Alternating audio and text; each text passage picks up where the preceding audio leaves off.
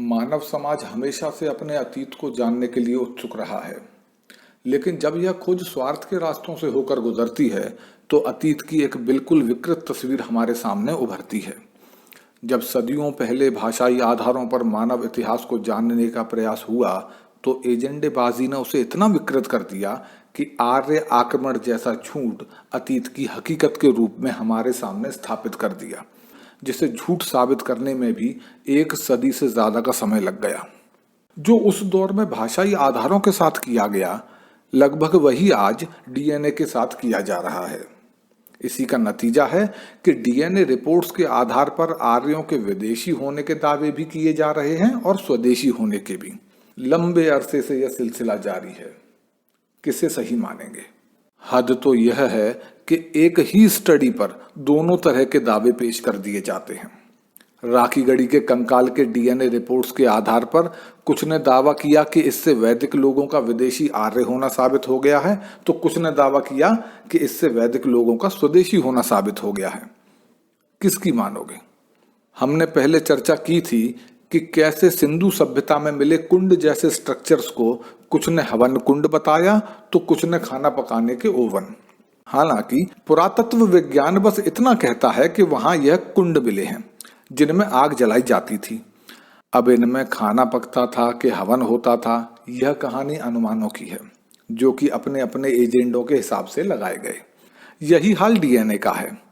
उसमें किसी के आक्रमण की, किसी की भाषा की, किसी के वैदिक या अवैदिक होने की जानकारियां नहीं होती।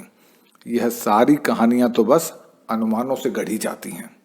अक्सर लोग बस किसी वेबसाइट पर उपलब्ध लेख के आधार पर अनाप शनाप दावे करते रहते हैं।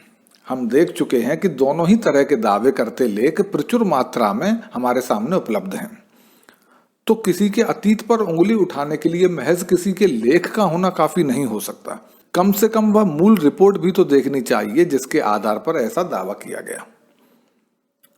तो जब भी कोई डीएनए के आधार पर वैदिक संस्कृति और वैदिक लोगों के विदेशी होने का दावा ठोके, तो आप बस उससे एक विनती करिए कि वो उस डीएनए स्टडी की रिपोर्ट का लिंक बता दे और उसमें वो पेज नंबर बता दे जिस पर यह स्पष्ट लिखा हो कि इस प्रकार भारत के वैदिक लोग विदेशी आर्य साबित हो गए और वैदिक संस्कृति विदेशी साबित हो गई है। पूछ लीजिए, नहीं बता पाएंगे। मेरी जानकारी में तो आज तक कोई ऐसी डीएनए स्टडी नहीं ला पाया।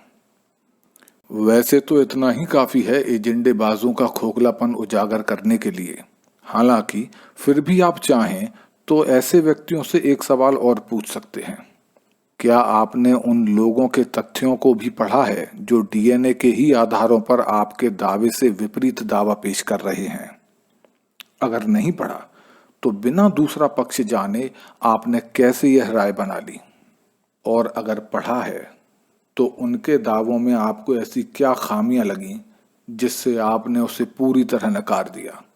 और अपने दावे में आपको ऐसे क्या पुख्ता प्रमाण लगे जिससे आपको पक्का भरोसा हो गया? यह सवाल आप जरूर पूछिए। हालांकि आपको भी यदि किसी डीएनए स्टडी के आधार पर किए दावे पर शंका हो तो कुछ बातों का अवश्य ध्यान रखें। किसी के लेख या बयान पर आंख मूंद कर भरोसा करने से बेहतर है कि उस मूल रिपोर्ट को भी पढ़ा जाए जिसके आधार पर दावा किया गया है, और उन लोगों के दावे भी पढ़े जाएं जो इसके विपरीत दावे कर रहे हैं। इसके अलावा हमें यह भी ध्यान देना चाहिए कि अगर स्टडी लोगों के समूह पर थी तो वो सैंपल साइज क्या था? हम चुनावों के समय में अक्सर देखते हैं कि छोटे से सैंपल साइज पर बड़ा सा दावा कर दिया जाता है कि कौन जीतेगा और कौन हारेगा, और अनेकों बार वास्तविक नतीजे इससे उलट निकलते हैं। इसलिए सैंपल साइज बड़ा होना चाहिए और विभिन्न इलाकों में भिन्न भिन्न जातीय, धार्मिक व आर्थिक समूहों से लिया गया होना चाहिए। इसके अलावा यह भी देखना चाहिए कि जिन लोगों ने डीएनए स्टडी की वे किसी एजेंडे के तहत तो काम नहीं कर रहे थे। हमारा अतीत और वर्तमान इस बात का गवाह है कि जाने माने लोग और जानी मानी संस्थाएं तक एजेंडेबाजी में लिप्त रही हैं। इसलिए ठीक से जांच लें कि डीएनए स्टडी करने और कराने वाले कितने निष्पक्ष हैं, उन्हें कौन फंडिंग करता है, उनकी टीम में कौन कौन है। अब आप कहेंगे इतना सारा स्टडी क्यों करवा रहे हैं? देखिए, किसी की सभ्यता व संस्कृति पर लांछन लगाने से पहले इतना स्टडी करना तो बनता ही है, लेकिन अक्सर लोग ऐसा करते नहीं हैं।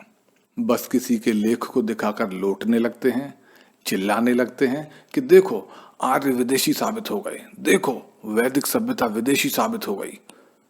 माफ कीजिए, बिना कुछ किए धरे बस बेतुकी बातों के आधार पर यूं लोटपीट करते हुए दूसरों पर कीचड़ उछालना शायद एक जानवर को तो शोभा दे सकता है, मनुष्यों को नहीं। धन्यवाद। वीडियो पसंद आने पर कृपया लाइक करें, शेयर करें और चैनल को सब्सक्राइब करके बेल आइकन ज़रूर दबा दें ताकि हमारे आने वाली वीडियोस की जानकारी सबसे पहले आप तक पहुंचे। धन्यवाद।